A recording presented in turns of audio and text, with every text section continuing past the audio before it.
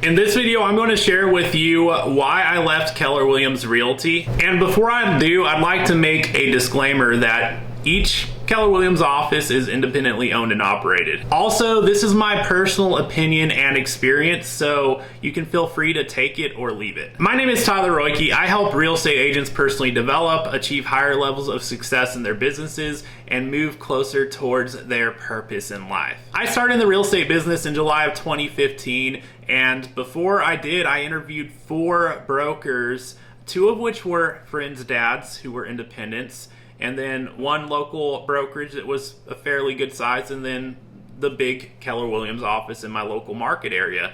And despite the fact that I saw value in what each and every single one of those brokers brought to the table, I went with Keller Williams because they touted themselves as having the best training, not only in the real estate brokerage world, but in any industry out there. So that was something that very highly appealed to me, and I felt based on my meeting with them that they would better equip me than any of my other options out there in terms of where to get started. So I decided to sign on board and start my real estate business at KW. And so the following month in August, I started their Ignite program, which is a program that lasts over the course of 3 weeks that serves as a crash course for brand new real estate agents. And that's their bread and butter training that they plug agents into when they're brand new to the business and joining on KW for the training. And it's pretty well known as the place for new real estate agents to start out in the business who are looking for good training to help them get started. And so I went through that and attended every training over the curriculum. And the training itself was fine. It was primarily taught by top producing agents in that market center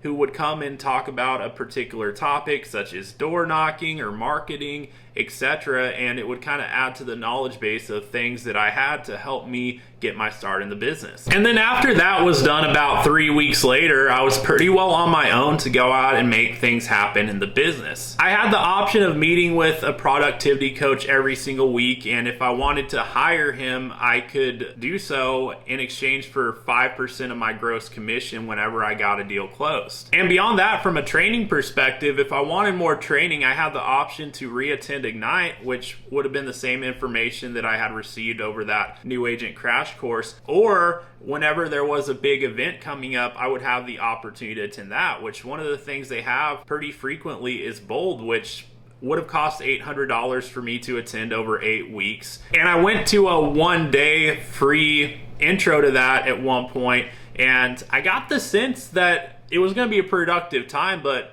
primarily what it was is you had someone firing you up and essentially getting you to reach out to your contacts on the spot to hopefully make something happen, set an appointment or what have you. So you got someone pretty much putting you into gear to take action, and of course positive things can happen from that. But in order for me to go through with that, I mean, $800 as a brand new real estate agent who was pretty well broke was not the most appealing value proposition to me at the time. And if I was gonna make anything happen, the fact is I'm gonna have to fire myself up to make those cold calls, which is exactly what I did, and ended up getting, my first couple of deals done just by reaching out to people on my own. And so the biggest piece of the value proposition on why I went to Keller Williams in the first place, which was their training, was done within the course of a month. So I can either keep coming back to that, or I can pay up to attend these special training events. And then as I got started finding my first clients and opportunities, I noticed that I wasn't getting a whole lot of help. And now, in all fairness, this particular market center did have a mentorship program available for an additional split of the commission to the mentor. And it wasn't something they made me opt into, so I didn't really set that as a big priority to opt into it to forgo more of my commission. For better or for worse, I didn't know what I didn't know at the time, so I didn't jump at that. So fact was,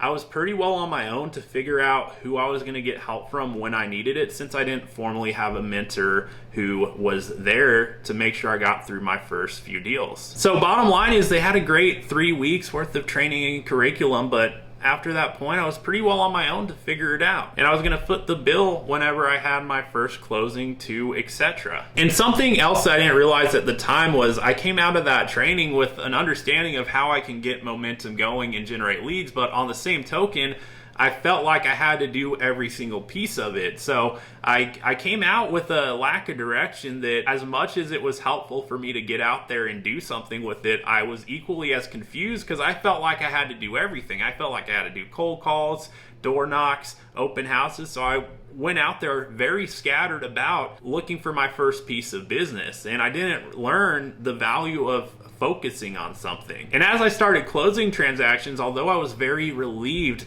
to have my first commission check in the bank account, I also noticed that a very significant portion of that was getting paid back to the brokerage. And when I say significant, I'm talking less than 54% net in my actual bank account after the brokerage takes their split and fees, and they're part of it. And that was for the first two deals. It was just over 53% of the net commission that I received. And anything else that I wanted to do at that point that could potentially help me was going to cost me additional money, even down to printing copies. And something else that was crazy in hindsight was it literally took me a week to receive my very first commission check after closing, because the broker had to get the check first and then process it and then issue me my portion of that, which I kind of figured that's just how it worked at the time. But I come to find out that not every single brokerage operates like that, where there's brokerages out there, such as the one I'm a part of today,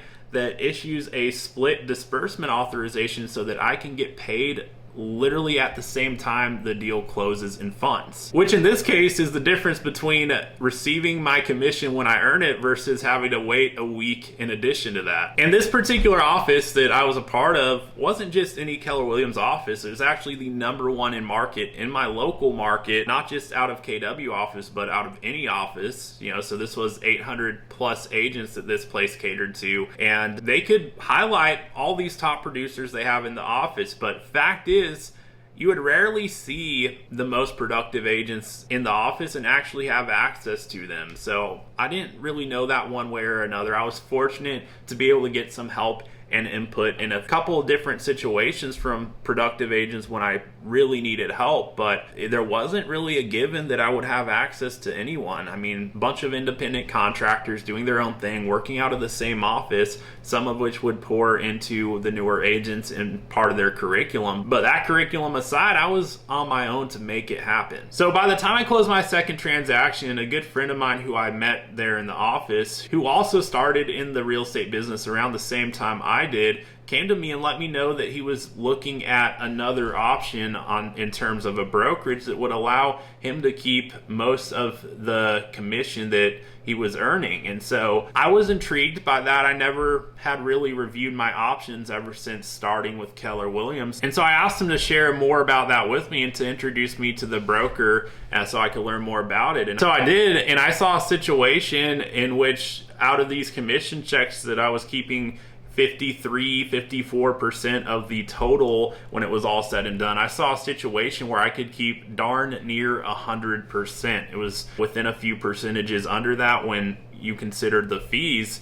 And so I looked at that like, wow, I could get a raise of several $1,000s on some of these closings that I'm doing. And by that point in time, I was really convinced that I had gotten a bulk of the value that I ever was going to get out of Keller Williams Realty, because the thing that sold me on it was the training. I went through it, I experienced it, and I didn't see myself getting anything new in the way of value with that at that point. So I figured, well, hey, I could stay here and continue paying in all this money to the tune of, $21,000 plus per year for value that I already received, and going forward that, of course you have something in the way of support on the brokerage side, but the biggest piece of that I had already gone through and got the most that I was going to get out of it. So to me, I felt like I was competent enough by that point to get more deals closed. I had gone through my first two. I felt like I understood the process. One was a buy side, one was a listing. So I had been through both sides of the process, and I was confident in my ability to take on more business and to need a relatively limited amount of help with it. I met the broker in this new scenario, and he seemed very helpful. So even though he was pretty much a one-man shop, well, he had a couple of staff members in addition to him, but I knew if I needed anything, I was going to have to lean on the broker. But on the other hand, this broker didn't have 800 agents that he was responsible for. He only had 80. So I kind of looked at that and I felt very confident in making the move and keeping a lot more of my money and having more money to put to work if I wanted to do more on the marketing side or if I just wanted to pay myself more. So I went for it, and it turned out to be a positive thing, which, funny enough, I never imagined when I made that transition, and especially after I closed my first couple of deals and see the difference in how much bigger my paycheck was on the commissions. I never imagined that there would be a situation that would compel me enough to leave that independent broker I found. But to my disbelief, almost, an opportunity came about 8 months after that I couldn't get off my mind, and I had to make a move when I learned about something that would allow me to do something much bigger in my business long term than I could even when I was keeping most of my commission here at this independent place. So I ended up transitioning away from that. Shortly thereafter, after I closed another, I want to say 5 or 6 transactions with this independent, I transitioned to where I am today with eXp Realty. And so that was my experience and why I left Keller Williams Realty. Overall, I would tell you I had a great experience with them. I didn't know quite what I do today in terms of just how the real estate business operates and, really how that traditional model is. And had I known what I know today, I probably would have done something different. But that being said, I'm very glad that it worked out the way it did, because it added to my perspective that I have, and it allows me to do what I do even better today, which is helping other real estate agents personally develop, grow their businesses, and move closer towards their purpose in life, which is something I'm very passionate about. So if you're watching this video right now, if there's anything I can do to help you, check out the description below. You'll have a way to reach out to me via email there. You can also leave me a comment. I'm happy to respond to any positive comments, because overall I don't have anything negative to say about KW. It's just my experience, what I went through there. It just led to something else after that, and something far better thereafter that has been pretty life-changing for me today in terms of what I've been able to build. But that being said, if you enjoyed the video, you already know what to do. Hit that subscribe button, and I'll look forward to seeing you on the next video.